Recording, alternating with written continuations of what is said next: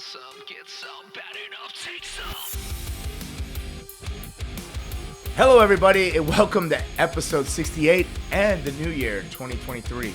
I went MIA and disappeared a little bit. I seen Raymond do some clickbait things and little stories up throughout the holiday season, but I was around, but I was just super busy. So I hope everybody had a tremendous holiday season and rung in a safe New Year's and made all your New Year's resolutions. Did you make any New Year's resolutions?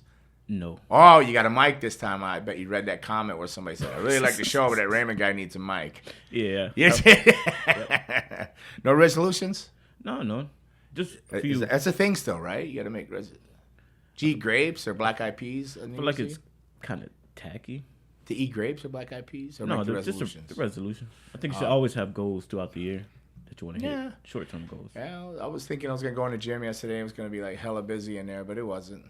But other people, I seen Aaron Stevens put a little reminder up, said it was the worst day of his life in the gym. People that don't, which is great to make a resolution to go to the gym and be healthier. And like you said, it should be every day of the year. But even if it takes the New Year's to do it, but when you get in the gym, please re-rack your weights and understand some gym etiquette and stuff like that. He was losing his mind. I can tell he was losing his mind. And I've been there before, and I've seen that happen. But it was very, it was quiet in the gym the two gyms that I chose to go to the last 2 days.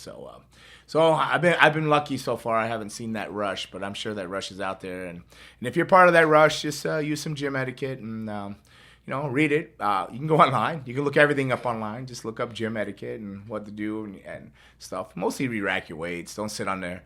Don't be on your cell phone holding multiple conversations and tying up benches and machinery if you're not going to be training, stuff like that. But mostly just re-rack your weights. But, guys that train there all the time don't even do that. I see these big muscle-bound guys come in there and bigger than me. I'm not calling myself. What are you looking at me like that? Oh, sorry.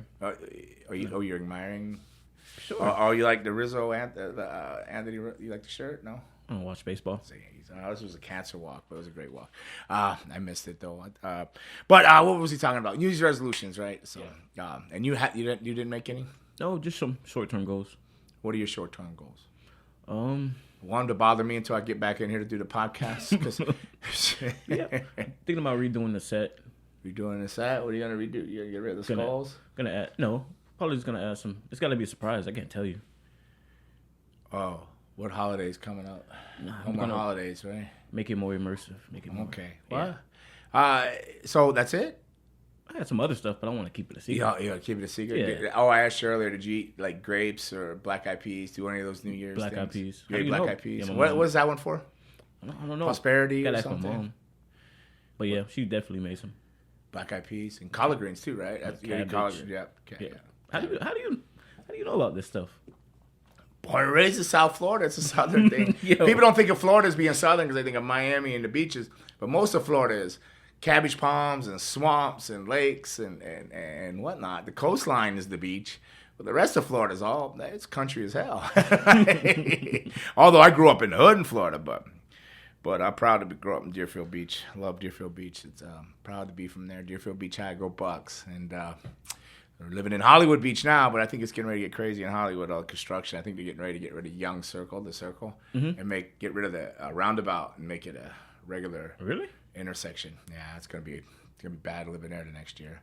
But I don't know. Did I make any resolutions? I don't think I wrote any down or anything.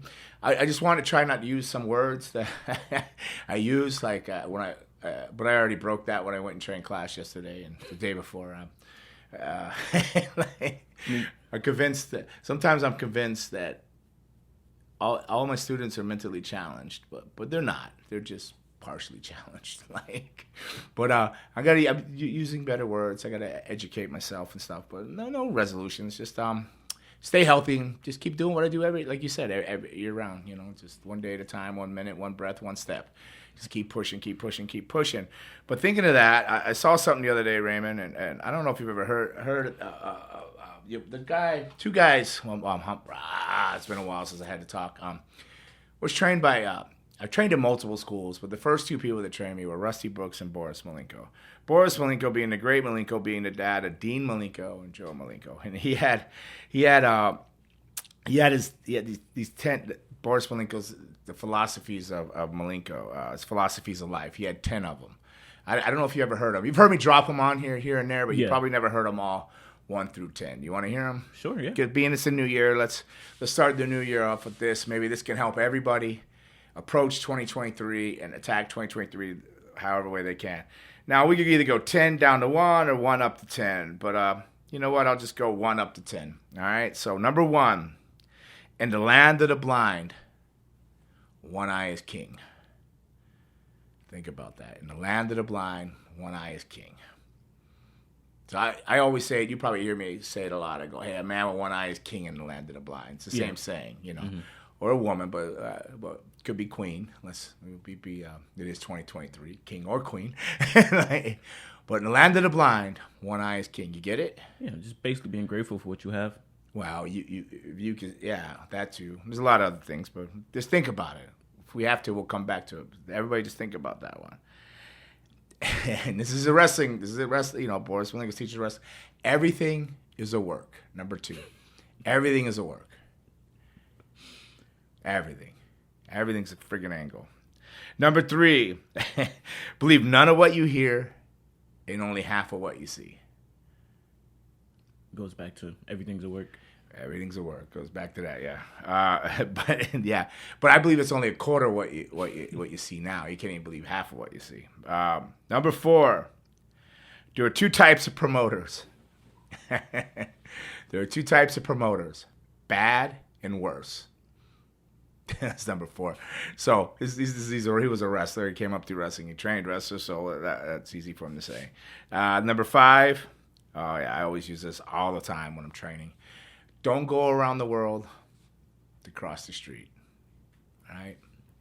And then I use it a lot in a training phase. If somebody goes, so they start with a hammerlock, and then they go headlock, back to a hammerlock. I go, why'd you give the hammerlock up? Don't go around the world to cross the street, you know. But it could be many things in life, too. Yeah, I remember you would always, you hate wasted movement.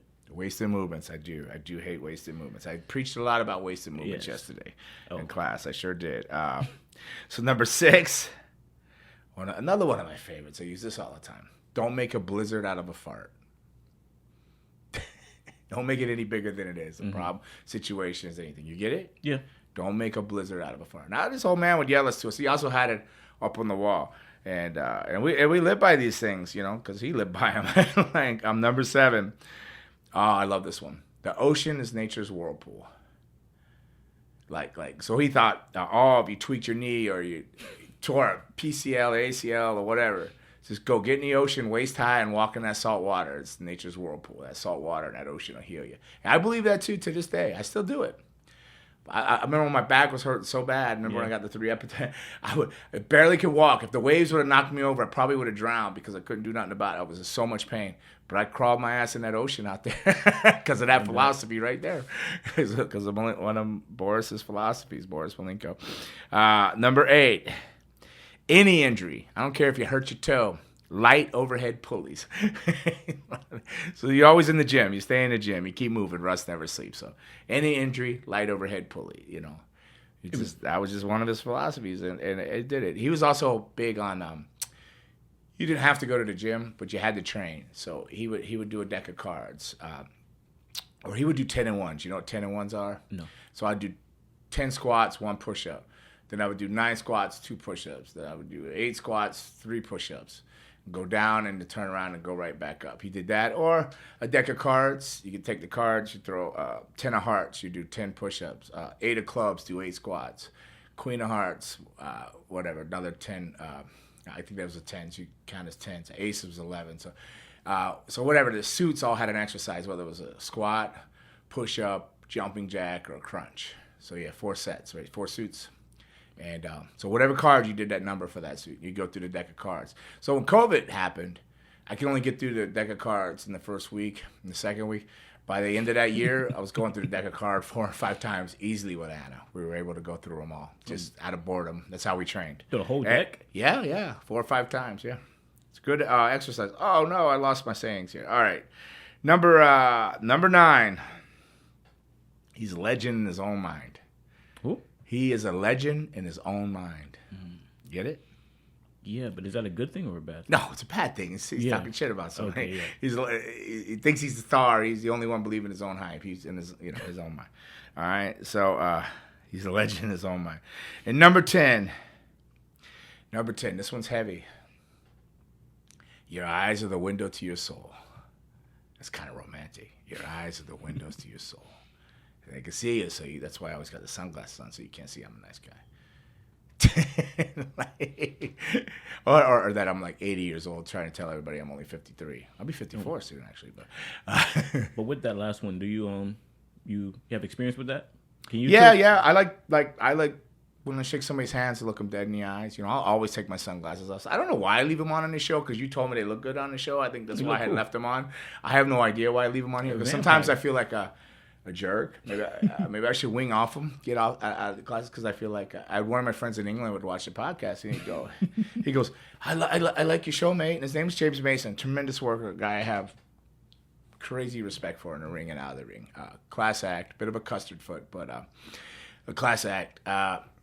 And he would say, I love the show, but the sunglasses drive me nuts because I can't see your eyes because your eyes really tell you that you're a nice guy and you're honest and sincere and nothing's bullshit. But when you got the glasses on, it always look like you got something to hide, whether it's age or whatever. But your eyes are the window to your soul. So when you shake somebody's hands, you look them in the eyes, you can see most of the time. You could feel it and see it. You haven't experienced that? Yeah, I can tell by looking at it. Well, you work in a damn place where you got to look at people's eyes all the time, but they're too shifty because they're in there trying to cash bad checks. I can tell right away. I can tell. You can tell, right? So it makes sense. They start bringing up. So those were his philosophies, and we lived by them, and he preached them. And I mean, another one of his sayings, it wasn't one of his philosophies, but I always loved it, and it sticks with me. He would always holler, like he traveled. This one lady, Phyllis Lee, who did a lot for me too, and she did a lot for Dan Severn. She did a lot for professional wrestling, Phyllis Lee, and we used to sleep on her floor, me and 123 kid, Sean Waltman. And a couple of us, we'd rotate. We'd be trying to share a blanket, sleeping in there's no furniture in the living room, sleep on this floor, and we would travel to Tampa, the train and stuff like that. And but he'd always get mad, and he'd be like, "Shut up! You're talking apples, and I'm talking oranges." And he'd get so friggin' mad when he would say it, So apples and oranges, that's another one, but that's a common saying everywhere. You're talking apples, and I'm talking oranges. Mm-hmm. Tomato. But apples and oranges is totally the opposite. But miss him dearly. Both Rusty, both of them. Neither one of them are with us anymore. Larry Simon, the great Boris Malenko. Learned so much from him. Rusty Brooks, South Florida, iconic legend. You knew Rusty. Yeah. And, you know he's a one of a kind. He was a one of a kind. He had to come back for everything. Miss him both. Yeah, he always had something to say. Always witty. But yeah, his years were hard at the end with all the dialysis and stuff. So I miss them both dearly. Rest in peace. But those are Boris Malenko's 10 philosophies of life. We should print them out and put them up here somewhere. They should put them up. I should put them up in the school too, training, because they really work for me still to this day.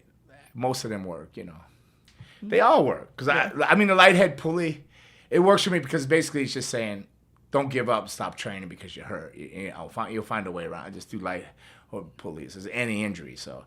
Even when I hurt my back, I could still lighthead. I would stretch out. So I use them all. So I 100%, yes, use all those philosophies of life still. Especially don't make a blizzard out of a fart. Because I used to make freaking hurricanes out of farts. Oh! Then now I'm just like, it stinks a little bit, whatever. Get over it and move on.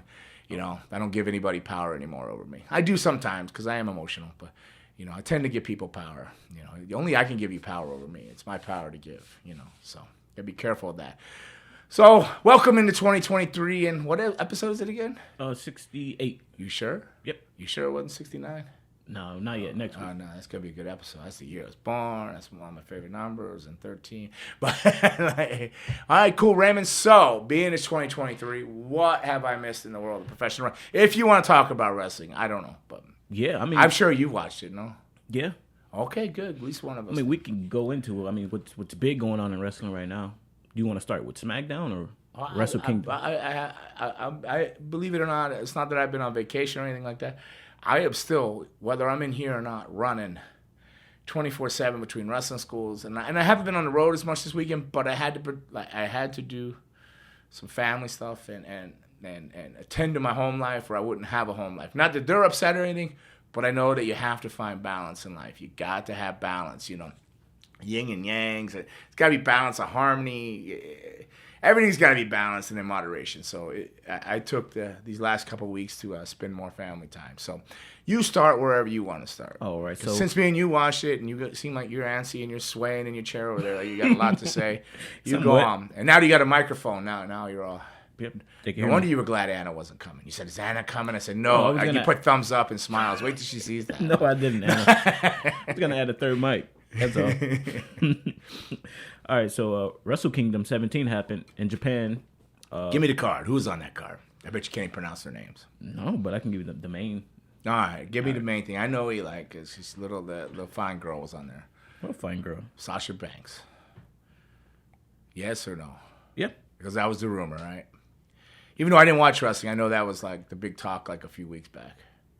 Was she going to WWE? Is WWE working with New Japan? It was Sasha Banks there, and then there was somebody else.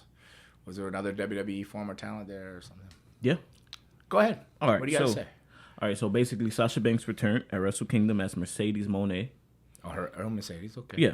So. Mone. Mone.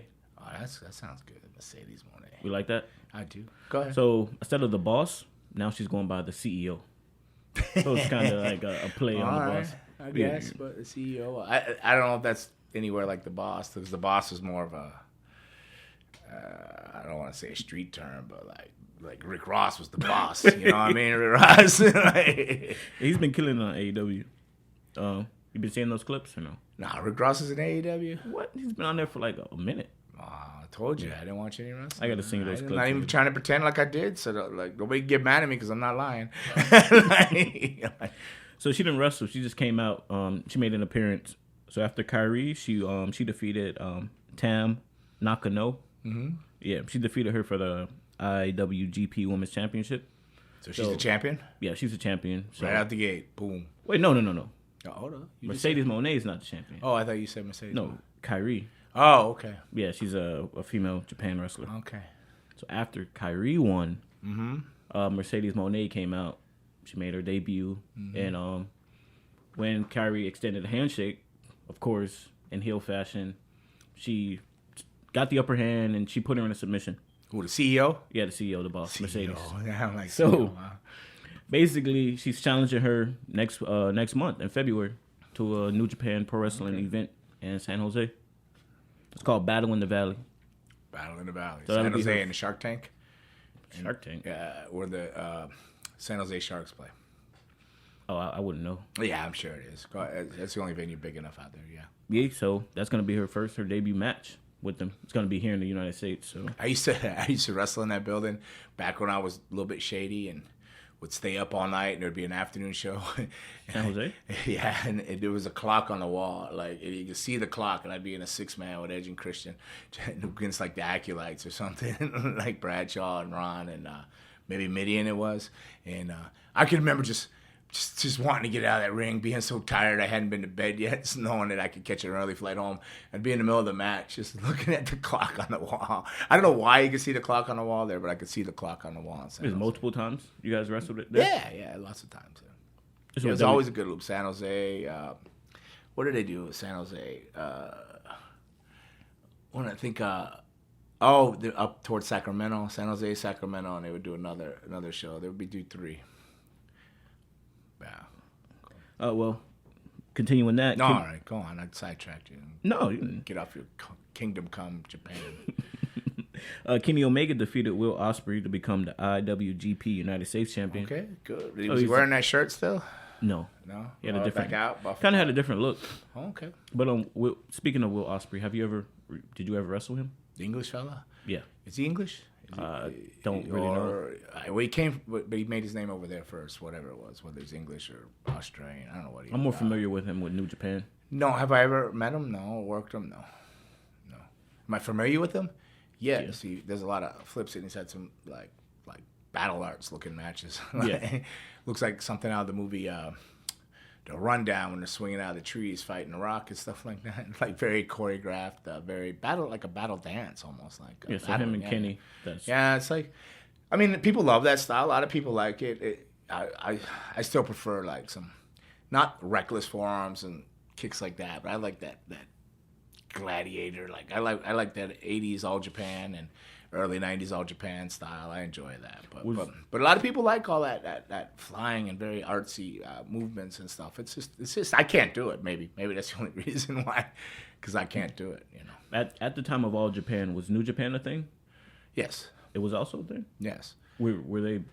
Which one was bigger? All Japan. All Japan was bigger. I think it was at one point, yeah. But they went back and forth for a while though. Okay. You've ever wrestled for New Japan? No. Should do it. Then FMW came up kind of strong. It became like the number 3 company. FMW? FMW, Frontier Martial Arts. In Japan? Was it Frontier Martial Arts Wrestling or was it FMW? Yeah. Yeah, Onita. Yeah. Yeah. Then they were like number 3. They got really big for a while there. Then they were the top 3, but then other ones came up like Noah, Zero, and all that stuff like that. But I didn't really keep track of all that. Your last time in Japan was in '96, right? No, 98 with All Japan. It's David Heath. They tagged Bobby Duncombe Jr. Okay. Yeah. All right. So during your time in Japan, was there any Japanese native wrestlers that mentored you or helped guide you through? Or were you just pretty much on your own? You had to learn things on your own out there? Well, when I first went, my first trip to Japan, I was 18 or maybe I just turned 19. It was All Japan. I was going over as the Blackhearts. I didn't even know they spoke English. Nobody talked to us. We were young. The Americans barely talked to us because we didn't deserve to be there. We were working as the Blackhearts. We were very green. Hadn't a Scooby-Doo. Not a clue. We didn't have a clue. Understanding. I mean, we had really good moves. We had a good character. Miss Baba liked us. We had flashy moves and a cool character, the Blackhearts. So I did 2 trips there, and like I said, I wasn't even sure they even spoke English. And then I had a falling out with my partner.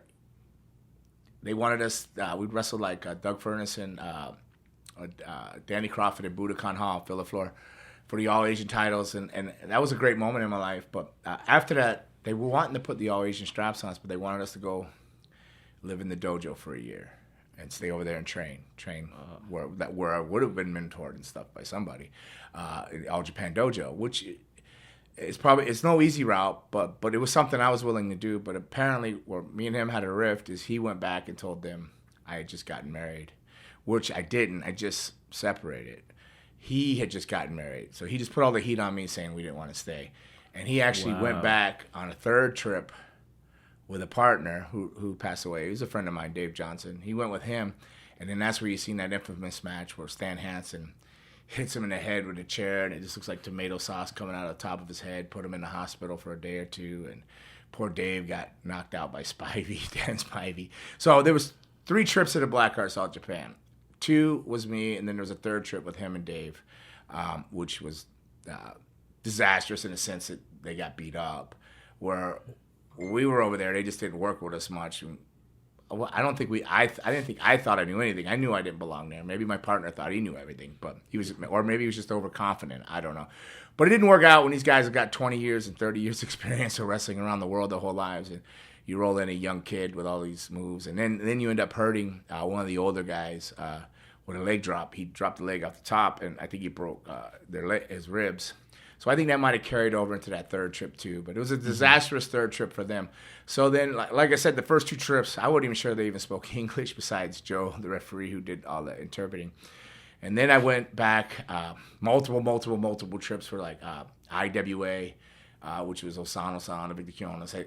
Like a monster company, hardcore, kind of like I would wrestle the Freddy Kruegers and the Jasons and the Headhunters and all that. And I would do tours there as Vampire Warrior. And I would like go to Korea as Vampire Warrior, and I'd come back and do a tour as the Blackhearts with Todd. Barry Houston was a WCW enhancement guy, South Florida guy, great guy, lives in Nashville now. So we would tag as Agony and Destruction. I was Destruction, he'd be Agony. So we were like the actual 3rd set of Blackhearts now. And then did a bunch of tours doing there. And then in 98, I went back to All Japan. And I went back as just David Heath, just boots, black trunks, nothing flashy, nothing fancy, no mask, no teeth, no nothing. And then I learned that they all speak English very well. They just didn't like us when we were younger.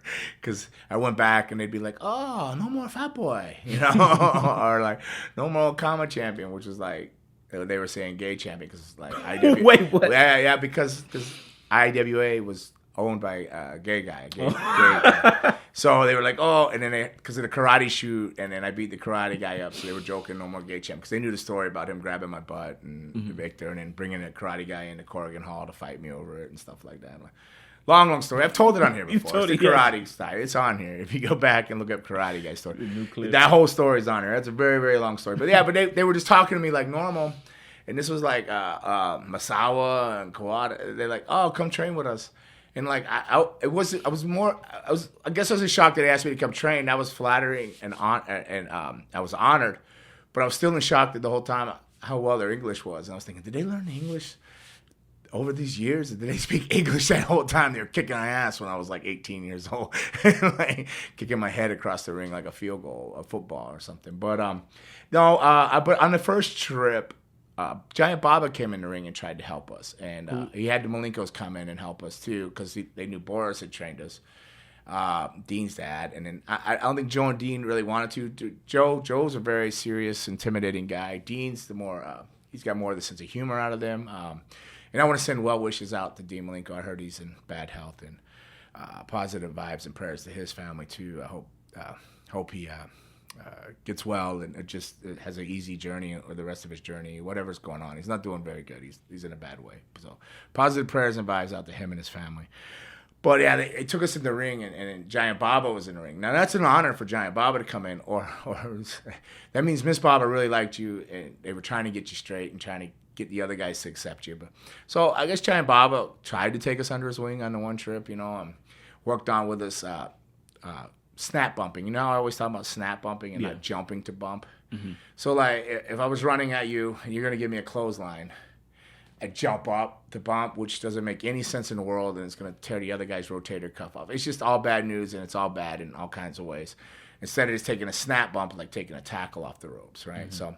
So, snap bumps are more believable for comebacks and this and that. For whatever reason, we had a habit of jumping up to take the big bump, a jumping bump when it didn't make sense. Like 90% of your comebacks that your feet are going to be snap bumps. That's what's going to make them look realistic and be a lot crisper. And I say it all the time: slow is smooth, smooth is fast. So it's just foundation and footwork, working on that.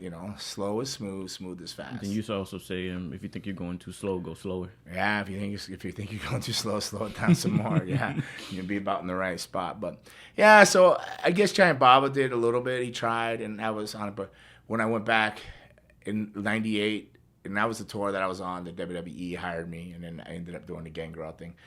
They took me in, and we Masawa. I would train with them before the shows, do the squats and bridging and all that. So I was honored, and it was a great feeling, and it was triumphant to know that I started there as a kid, pudgy, not in any kind of great shape at all. Went there, did 2 tours. Fell out with my partner, went back. They got beat up on a tour, so they never went back. Then I did all the little groups, and then I went back in '98. In shape, could wrestle better. Not as great as these guys, but I had a little bit better concept of wrestling and understanding of things, and had experience under my belt, more experience. And so it was a really good feeling when they took me in to train with them. I was very honored and very flattered. And it still carries with me today. It feels like if people go, what was your most triumphing moment in wrestling? What is they think like, oh, WrestleMania, or making it to WWE, or F at the time. So on. Mine was just going back in '98 and earning the respect of the fellow wrestlers and the owners. The promotion, all Japan Pro Wrestling. It was a long journey, and that was my best moment, my most triumphant moment. But pretty much answered my question, because I was gonna ask which character did you enjoy wrestling over there the most? Vampire Warrior, the Blackhearts, or David Heath? I think David Heath, because it only happened once. And it wasn't like Pretty Boy David. It wasn't nothing. It was just a very serious just guy, just trunks and boots, and went and wrestled. And they were gearing it up to be a tag team with Bobby Duncombe Jr. and they were looking to put the All Asia straps on us, which would have become full circle for that was the original plan. But we didn't do the dojo when we were kids as the Blackhearts when I was younger. But that would have been full circle for me. But on that same trip, that was the last tour for Steve Dr. Death Williams, and then I got hired on that in the middle of that tour. And that's the same tour I believe John Laurinaitis, Johnny Ace. I know him as Johnny Ace. Most of y'all know him as John Laurinaitis. He left All Japan and went to work in a WWE office. So it was kind of a weird last tour for some people. But that was that I enjoyed it because it was the first time I didn't have to rely on going with a Blackheart mask and having this visual or going fanging and bang, the vampire thing. I actually just went and I just had to put boots and trunks on and just wrestle. And it was amazing and it's fun. And not that I don't appreciate the Gangrel character because I am riding its coattails 20-something years later still out there going fanging and banging, want some, get some, bad enough, take some, that character keeps me booked every weekend, multiple shots a weekend, and I still I run a wrestling school, so I'm in a wrestling ring, anywhere from 6 to 7 days a week or 5 to 7 days a week. So I'm so blessed to be able to do what I love, and a lot of that relies on that unique character coming out of the Attitude Era at that time. So it was great timing, and with the great entrance and great music and a look that stood out that was different than others at the time. So it was a perfect storm. So I'm not knocking that or crapping all over that, but it did feel really good just to put trunks and boots on and just go out there and wrestle. So, okay. So in your opinion, since we're still on this topic, what are some of the big differences between wrestling in the United States versus Japan? Did you have to adjust when you got signed to WWE at that time? No, because when I got signed to WWE, no, I had already been around them since '88, doing enhancement matches or jobs, as some people put it, or getting my ass kicked, So I was always going to TVs and understood the TVs. I was going almost every TV at one point for them. In the later years, I was constantly doing TVs or traveling with Luna when she was there. So it wasn't an adjustment there at all. A little bit more stress in a sense of it became super business once you were on TV. It felt like business. The fun was gone a little bit. Maybe I did that to myself. I don't know. With my, I don't know. I think even if it was to work there now, the pressures of the reality of your job and your living, I don't know. It can be pressure. There can be a lot of pressure and stuff. But the differences are Japan. What I always found is you don't got to be the best shaped guy in the world, the smallest or biggest or whatever. You just got to put in hard work hard, be respectful, respect them, and they respect you. If you work hard and bust your ass, they respect you. So you go out there, you give 100%, you get on that tour bus, you pop a cold beer, and you put your headphones on, or back then, your disc Walkman or whatever I had back then, and you ride on. And you ride on with pride, knowing that you busted your ass, you worked hard, and you earned their respect, and they earned your respect, and it was a mutual thing. You did battle. It was more of a physical style with all of Japan, aggressive, more suplexes, and impactful moves. Not to be mixed up with what they call strong style today. I have no idea what that is. But it just looks like reckless. I just don't want to be wrestling here in 5 more years. I want to have concussions out the ass. But everything was snug, placed. It was a very physical style, and you did battle. Where WWE, it's like you don't get you have, it never stops. It's 24/7. There's marketing. You're being watched. You're in the public's eye. You got third party stuff, or you got video game commercials. You got this signings and appearances and stuff to make. Plus, you got to get in the gym and keep the body and everything. Where Japan, you would go for a 3-week tour. And if you couldn't make it to the gym in 3 weeks, you could do the deck of cards, you could train whatever sense, you can go to the rooftops and get the sun. But WWE, when you're grinding, you still gotta, it's year round. It's not like hey, 3 weeks and you're off 2 weeks, or 3 weeks, go home, train, recoup.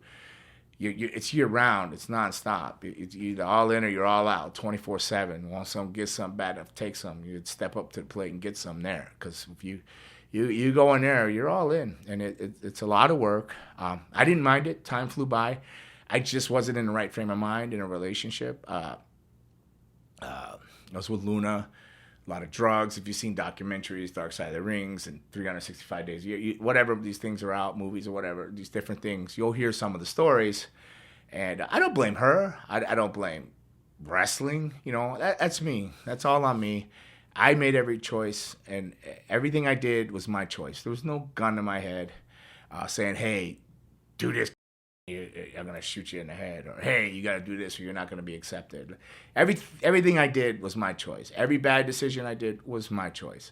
I did a lot of it out of like looking for attention and wanting to be loved, yes, but all of it was my choice. No excuses. I owe wrestling everything. Wrestling owes me nothing. But when you sign up to be a part of the machine, you go to the WWF or WWE now, you're part of that machine, and it is a war machine, man. It's going, and you got to be prepared. And I think that's why, I think I get kind of a little bit how they're overlooking some of the people and going straight for athletes that have trained their whole life through sports and collegiate sports and into professional sports, because they've been part of a machine in that sense of training and understanding the discipline, and they're not going, why me? Why not me? Or I want a participation trophy. They're out there earning their trophy. They're out there earning their spot on the team or their spot in the Olympics. And I get that when you're dealing with other ones that are just kind of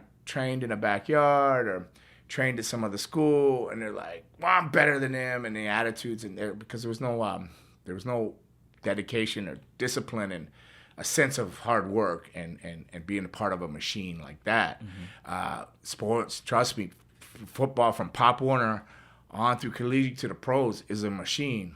The NFL is a machine. WWE is a machine. And these guys that have come from that background are more prepared than a lot of people coming up and they start trouble like, I don't want to do that, or I don't want to say entitled, but it really feels like a lot of this generation feels entitled and stuff like that, Yeah. So if you didn't go through intense training and sports and discipline, and you kind of just started wrestling and you just think you're the cat's meow and your shit don't stink, you're getting part of that machine, it becomes a problem. The machine's either going to chew you up or you're going to break apart in that machine, and then there's going to be all this shit to fix it. So I think I get why they try to avoid it, but at the same time, running a wrestling school, I see people that do work hard because I ride them hard. I am a coach that doesn't take it easy on them. I prepare them, 6 Ps, proper planning prevents piss poor performance. I'm on them every day, physically, verbally, and stuff, preparing them for that. So when they get overlooked, it's kind of like, that's not really fair either. They really went through these trenches and hell with me to be prepared properly to get overlooked there without even a second doubt. Sometimes it's disheartening too. So it's just two sides of the coin, and it's very, very frustrating to me as a trainer. So sometimes I wish I didn't have a connection with them all, but I do. I wouldn't say a word to them if I didn't have any connection. I'd just be like, yeah, that's good. Yeah, I did it there. But I care. So I ride them so hard. And then so I have a connection. I have a bond with them. And then when I see them get overlooked or I see them getting crushed in the sense that they can't get into the machine because they don't feel that they were part of a machine somewhere, it's hard. Or they don't physically think that they're prepared for it. It's hard because I know that I try to prepare them the best they can from all my failures, all my mistakes. I look as lessons, and now they're lessons I'm trying to pass on to them so they don't have to go through the same ones, and try to save them a little bit of heartache. But at the end, it's that one big heartache because they all want that. They all want that 3-letter initial, WWE or AEW. Those 3 letters, like those that abbreviate. They want to be a part of those companies, and AEW they have more of a fighting chance to get in there, but their roster's so overloaded right now and so crazy. I don't think they can bring anybody in, but a lot of those guys can get in there, and that's where AEW is more beneficial for a lot of people coming out of schools and stuff, where WWE is looking, for like superior athletes and stuff. And I get both sides, and I think wrestling needs it all, just like wrestling needed ECW, whatever TNA was called at one point, Total Nonstop Action, or whatever it was called back in the day when it came on. And, WCW, WWF, I think you need a variety. Everybody likes to make a choice. Nobody likes to be told, hey, this is the only show in town, and what you get is what you get. With variety, there's competition. They take more time to write things and stuff like that and get more creative. So I think it's good for everybody. But it is it's frustrating and heartbreaking as a coach to know I put them through the trenches and they get overlooked. But I do get it, too, when you pull from people from sporting backgrounds that have come up through sports their whole life and lived it and get it. But on the other end, these guys have all watched wrestling, where a lot of them never watched it because they were too busy competing to be professional football players or track stars or volleyball players or Bianca Belair. Bianca. Gymnast. Gymnast. But Bianca's one of my favorite, though. Exactly. I mean, sometimes I don't like when she talks. I'm not real big on the hair thing. A lot of people say, her hair is different and stuff. But I am big on her as an athlete and her competitiveness and her look. Yeah, I like Bianca Belair. So that's a win for them. Definitely they found one that fits the wrestling system. But she's with Montel or whatever his name is. He loves wrestling too. Yeah. And the stuff they're doing, they watch wrestling. You could tell that they love it. But there's some that come that just kind of shit on wrestling. And that's kind of heartbreaking too because, I owe wrestling everything. So you love something. You do it your whole life. This is all you know, and you see somebody come in from the outside and they crap on it, and they don't even care. That can be really frustrating too, and really push your levels of. But I see all sides, and it's not that I'm trying to be political or anything. I just honestly see all sides to all the systems, and I think they all work in their own ways, and But hopefully, some people they'll start pulling some younger talent out of schools, give them a chance. I think they will, and I think we're. You said it's a cycle. Yeah, it's a cycle. Things are all cycles. And it's going to go back to wrestling. I don't think it'll be all so much flipping in another couple more years. It'll be back to a lot more wrestling and stuff like that. WWE is always going to be more storytelling and characters and video packages because it's a machine and it's grinding and it knows it's been successful for how many years, But all the other companies, AEW, and I'm sure there'll be another one somewhere that'll pop up on a small level or catch on, and it's going to be opportunities. I think there'll always be wrestling, and it comes in cycles. You're absolutely right. There's cycles. So hopefully it comes around for 2023, I'm looking. But I don't know. If I didn't believe in cycles, I wouldn't be still training guys. I could tell you that. So I want to go kind of in a time machine a little bit. Time machine? The hot tub time machine? What? No. But so I want to go back to 2013. That's a white guy movie, so you didn't watch it, even though Craig Roberts was in it, whatever. Hot tub time machine. All right, we're going back in the time machine. What's in the time machine? Make sure it's still okay. I got a lot of doctor's appointments today too. Right? Yes, I do. All over the place. So I just went too far back in this time machine. I just wanted to touch on the WWE 13. This is before they were WWE 2K. What's that? The video game with CM Punk, the cover. Wait, I see you put some over here. These are mine, though, aren't they? Yeah, those are yours. You see what about them? They're not even open. Because I was too busy trying to wrestle. I wasn't playing video games. There's nothing wrong with playing video games. I swear some guys are running their matches from the video games. I swear. Where do you, when I watch them, I go, did they see that in a video game? Cause they sure enough look like their match was put together out of a video game. What about it? How did that process come about? Did they reach out to you, or was it like a... Which one is this? Is this this is 13? Yeah, the Brood. And I'm a download character in this one? Yeah, Attitude Era. Okay, so who did this game? THQ, right? Yeah. So THQ, I believe, was going out of business because who does the games now? 2K. 2K, right? So they knew this was their last deal, right? So there was this whole name squabble, the Gangrel thing and stuff. So I wasn't in a couple video games prior to this, correct? Yeah. And THQ, I believe, really wanted this character, and they went and jumped through the hoops. And I think WWE might have told them, the way if I understood it right, they said, hey, if you want to deal with it and you get it cleared, you go ahead. They didn't want to deal with the name or anything like that. So they got it cleared and did whatever they had to do to make me a download character. And because they knew they were going out of business anyway. So they did. They did. I think that's what their words were to me, honestly. I could be wrong. And I don't think I'm going to get anybody in trouble because they're out of business, I believe, right? Yeah. So I think to them it was like, F you, we want Gangrel in the game. So, and that's how that came along. You must have some fans up there at THQ. Yeah, I need more people in my corner like Matt Cordona. That dude pulls for me. Him and Brian Myers, man, they really try to like pull for me and help me out with a lot of things. And you see the little bindies are coming out. They should be shipping soon. Added to the set. The major figures and stuff. We had them up in here last time, right? Yeah. Yeah, that's cool. But yeah, I think THQ just happened to be in my corner, and whoever was working there just wanted Gangrel in that game, and they got it as a download character. There it is, right there. You ever played it? No. I don't play video games. I played Centipede. Never the one. That's the one with the ball, right? We roll it like that. Because that one goes good with my eye-hand contact that I don't have. I have a little. I went to a party with this guy named Matthew. He owns Boca Raton Championship Wrestling.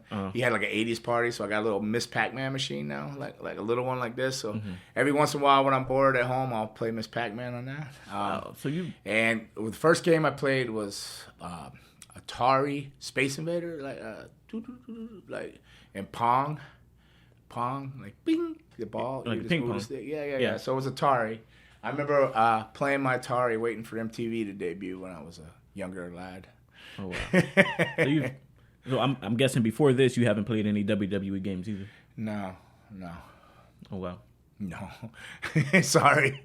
Hopefully I didn't let anybody down. But I'm open to maybe start playing video games now. But I don't have time. I don't even have time to watch wrestling. When do people find time to play video games? Do they not sleep? Do they just do it at 2 a.m. instead of their... I mean, they don't... I only get 4 hours of sleep as it is. So when do they find time to play video games and smoke all this weed they do? No, that's what I associate it with. I feel like people just play these... I see a guy, I played Call of Duty, and it got like a big joint hanging out of their mouth. I'm like, okay. Oh, these are all Xbox 360. The Wii, and PlayStation 3. You've never seen the gameplay in person of yourself in that game? Oh, I'm sure, probably, maybe not this one. Maybe some of the other ones when I was in WWE, like when Luna's kids would play them. They had them. Okay. So you were back in the day, yeah. I'm into other video games, yeah. Mm-hmm. Yeah, we got to get you to play one of those one day. What are you gonna do? Do a play along? You know, show me how to play these games. Well, do you even know how to play these games? Yeah, it's a pretty easy game. I want to be CM Punk, and then I want to be Ace Steel. I want to bite some. I'm a vampire. I bite. That shit. They still can't clear that backstage stuff up, can they? No, I think CM Punk's done. Well, I heard they said Chris Jericho said we're never gonna let CM Punk back in. I only hear the gossip because it's easier to listen to in 5 minutes than watch a whole hour show or 2 hour show. So they're still all fighting and there's lawsuits pending and all this stuff. I think they let Jericho go. I mean not Jericho, Punk go. I think it's still in negotiations, but we'll never know. Right? You're gonna have a lot of AEW guys down here at the end of the month. Because the Jericho Cruise is the 2nd of February or something. So I think Boca Raton Championship Wrestling is going to, or the 3rd or 4th of February, something like that. And I think Boca Raton Championship Wrestling is running a show at the end of January, and they got a lot of the guys going on a Jericho Cruise on it. Like they're going on the cruise 2 days later. So maybe Jericho Cruise is like the 2nd, and they're running a show like the 31st or something in January. I don't know. In Boca, so that should be a pretty good show. Boca Raton Championship Wrestling. You get tickets. Speaking of shows, I'll be in Homestead at the brewery. Bash at the brewery. Yeah, I got some news that you didn't know. Uh-oh. But I don't have all the details on it. Oh. But I got another beer coming out. Oh, wow. Yeah, it's going to be like a sour red, like a cranberry. Yeah, so it'll be, I think I had to push back next week. I was going there to do the release party and mixed it up with the master brewer. But so it's getting pushed to like January 18th. I think I'm going to go in and do that. But yeah, definitely got a beer coming out, a collab with Unbranded Brewery. So, and I'll be there this weekend. CCW wrestling there. So got a show ready. Wrestling Eddie Torres. I don't know if you know who that is. Not familiar. You remember that viral clip that got 10 million views when I hit Jeffrey the Giraffe? Yeah. He was Jeffrey the Giraffe that night. So he's got a bone to pick. He's got something to settle. But he's a really talented wrestler. He's been around the block and back. Really knows his shit. Very physical. He's gotten in great shape lately. So I'm a little worried I'm not going to be able to keep up with that young blow, my hobbling knee and stuff like that. Because I've gained 10 pounds somehow. And it ain't from the holiday food. I just gained 10 pounds. I don't know what it is. So probably on this podcast, I probably look like I gained 30 to everybody else out there with my big pumpkin head. But so that match is going down this weekend. It's going to be fun. And then and the 13th in Kissimmee, I think it's the 13th. Well, next Friday. Whatever, not this Friday, but next Friday, 2 weeks from now. I imagine this will probably come out in 2 days. So probably like 2 weeks from now, I'm gonna do battle with the old crazy, super crazy. You know, super crazy, the Lucha dude, super crazy. No, he's fucking crazy. I can tell you that. you gotta keep up with He him. be keeping crazy, keep him out the bar before he wrestles me. But but that'll be up in Kissimmee. So that's CCW2 Coastal Championship Wrestling, and in February they're doing their version of like War Games, like 2 cages, 2 rings, and Who? CCW up in Port St. Lucie. So that'll be February like 19th.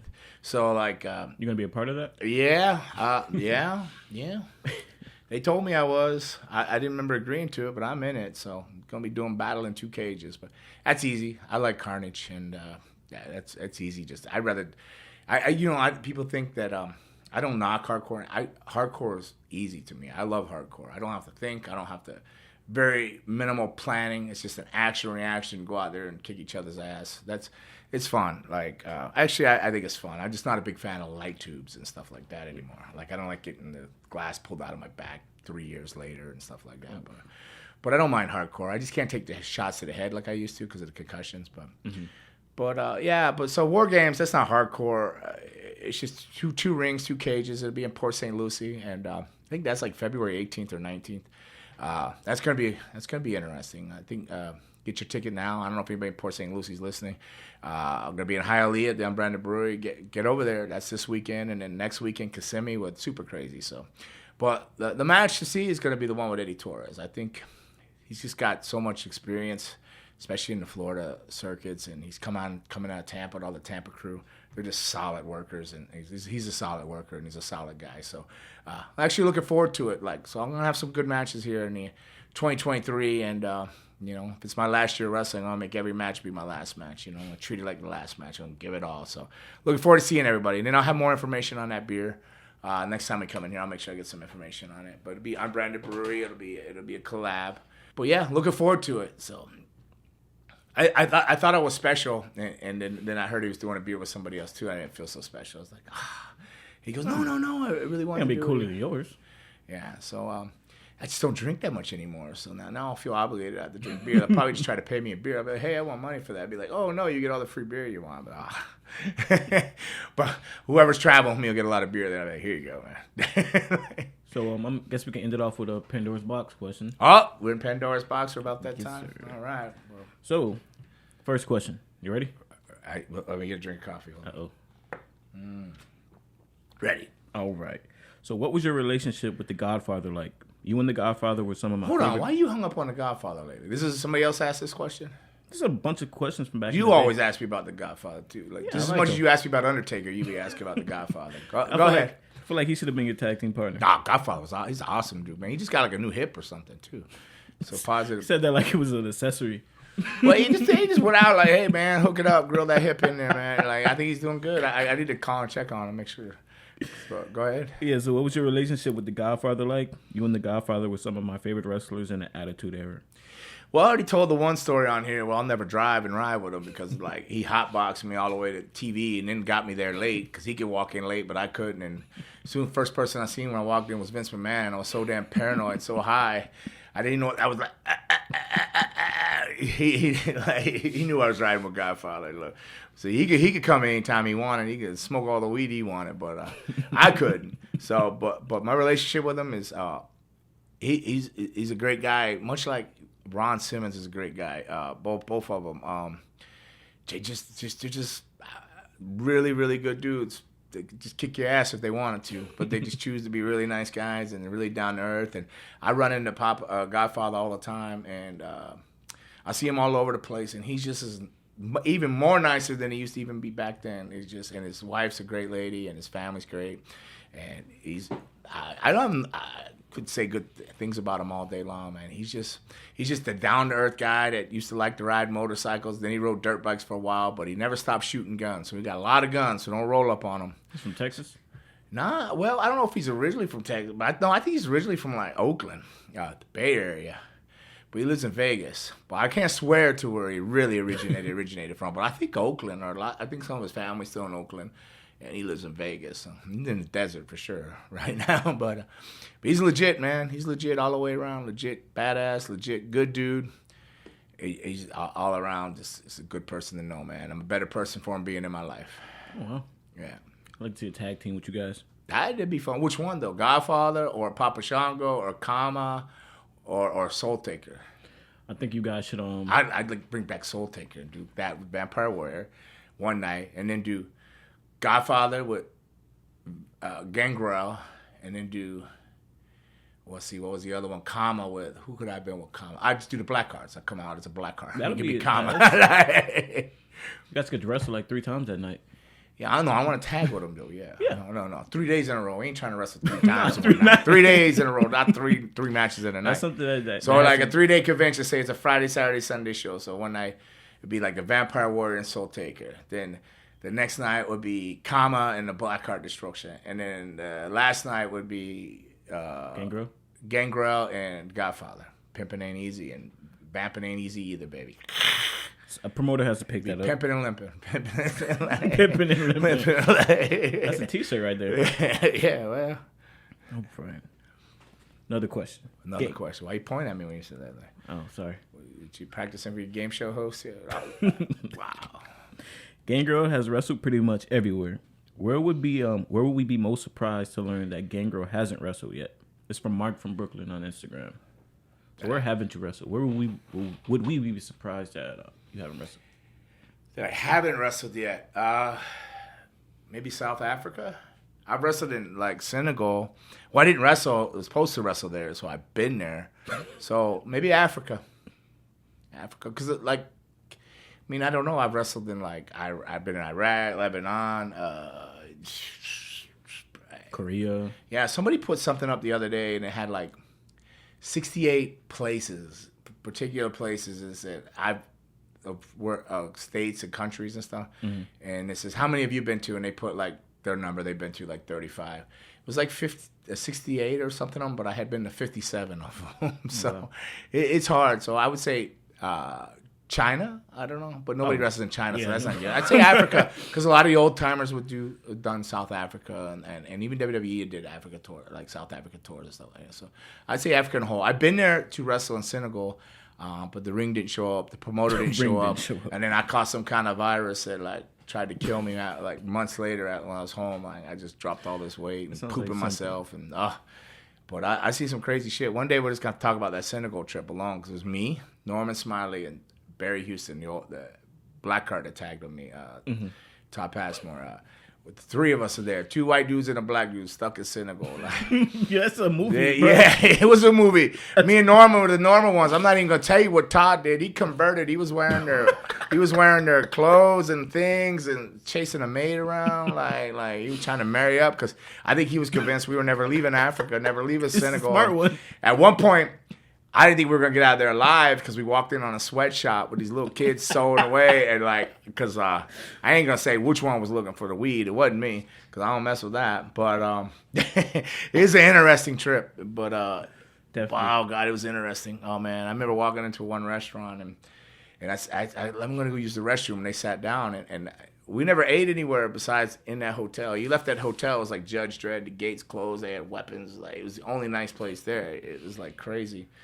And I went to go use the restroom, and I came back, and I sat down. I said, I'm not eating here. And they go, oh, why not? Like, Norman. I'm like, well, I just looked in the kitchen. They had chicken laying all over the floor. Like, the chicken laying on the floor, like the toilet, the drains. And I'm like, oh, hell no.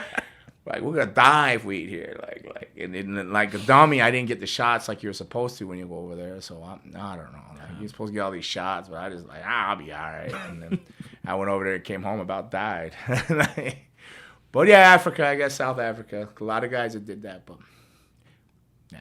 All right, so we good? Yep. This is all right. So that was episode 68. Banging and banging, and we covered.